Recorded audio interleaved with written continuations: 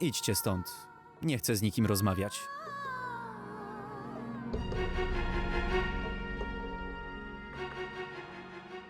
Rośnij, zostaw to. Wszędzie jest bałagan. Chodź tu. No, rośnij. Naprawdę przepraszam. Tak ciężko pracujesz, a ja... Przepraszam. Naprawdę przepraszam, rośnij. Nie, Siddhart.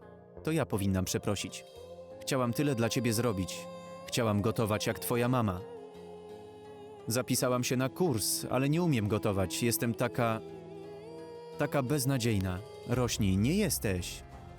Kto tak powiedział? Nie mów takich rzeczy. Robisz to, żeby mi zaimponować?